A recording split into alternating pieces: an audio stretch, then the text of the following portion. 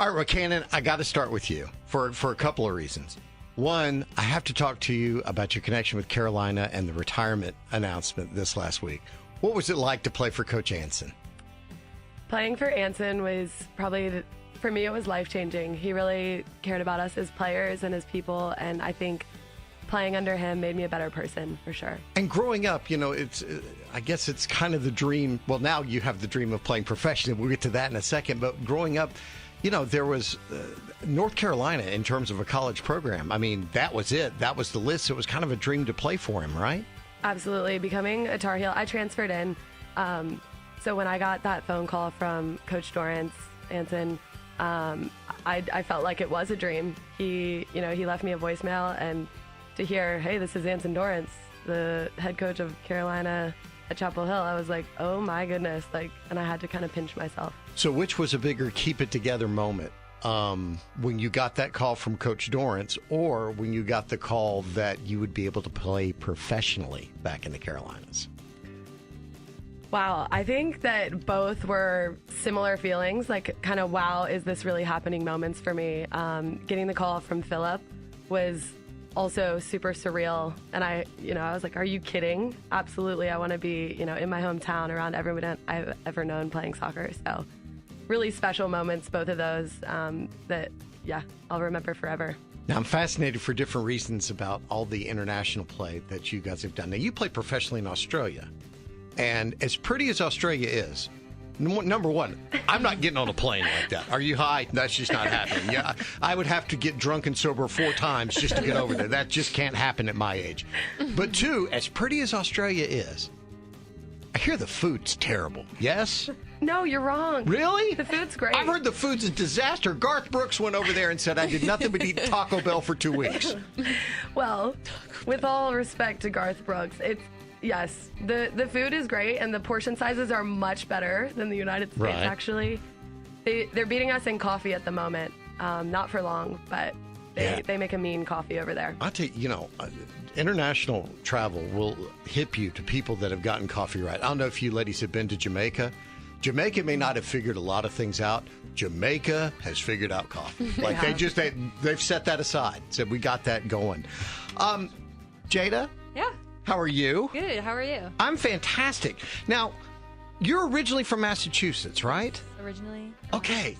I'm fascinated by people who are originally from one country, yet can play internationally for another. How does that work? How does the dual citizenship, because I don't think the United States is like, you're born here, you're ours, you ain't going nowhere. Yeah. But like, if you have Ecuadorian parents or? Yeah, so my grandfather, he's Ecuadorian. So I get citizenship through him, so then I'm able to play there. That's a big stretch by Ecuador. Well, let's see. Whose grandchildren do we have that we can go pilfer? So what is that like? Because you're, for all intents and purposes, you're an American kid. What is the sense of pride, or that may be the wrong term, but to go play for another country that is not your own, but I guess in a way it is because of your grandfather. What is that like? No, it's definitely special. I don't take anything for granted. I think it's an amazing opportunity, and like being able to play for another country and just represent them and the people of Ecuador, it's incredible, and like I am so grateful for it like every day. But yeah, it's awesome. I love it there, and every time I go, it's like Cannon was saying, like it's a dream come true, and it's just something that I definitely don't take for granted. So. Were you looked at differently by the other players? Was there resentment of you being on that team? So I am not very fluent in Spanish. So for me, that was definitely a struggle and something that I was challenged with. I speak fluent Taco Bell. That's yeah. I grew up in Texas and took French. That helped me a lot. Yeah. So like the language barrier was definitely hard for me, but they didn't make it feel any less than I was, and I enjoyed that, and I was grateful for that. So going there, yeah, it's been awesome. Okay, so talk to me about getting to play in the Carolinas. What are you thinking about this? So this whole excited. Professional soccer in the Carolinas thing. Yeah, I'm so excited. Like you said, like being originally from Massachusetts, it's definitely different coming like down south. Yeah, you thought they talked funny in Ecuador. Yeah. You went to Gastonia and you went, where am I? Know, right? Yeah. Yeah, up north it's definitely a little different. Like, everything's very go, go, go. I'm definitely getting used to being here. Like the Southern hospitality, everybody's super nice. we just went to a coffee shop, and like I'm like, why is there so many people out and about? Like, this is not normal, not like up north at all. But I enjoy it, and I'm really, really enjoying North Carolina. Like, I love the people, I love my team, and just being able to be in an environment with all these people, it's like I'm really lucky. Speaking of Spanish and whether or not they speak it, you play, Jill. You play for Puerto Rico. Yes, I do. Now, are you better than her at the whole Spanish thing, or are you in the same boat? I'm not fluent in Spanish, unfortunately, but I grew up. Hold on 1 second. Charlotte girl over here. Hola. ¿Cómo estás? I know a little. Same and Jill. Jill knows a little. Yeah, I grew up in a predominantly Spanish-speaking city in the Bay Area, so I grew up around mostly Mexican culture. Right. But Me I too. do have a strong appreciation of Puerto Rican culture as well. And once I joined the team, I really got to see that firsthand. I didn't spend a whole lot of time in Puerto Rico before then, but the girls are so welcoming. There are a lot of girls from the States, like the island is so small.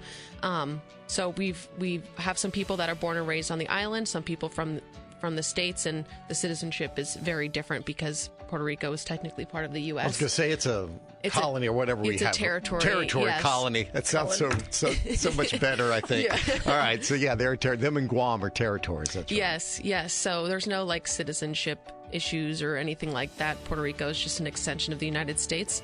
But being from California, there aren't as many Puerto Ricans that there are in, Florida or New York or things like that. So a lot of our players are from Florida and New York. But the team has been great. I love the girls. I'm learning more and more Spanish.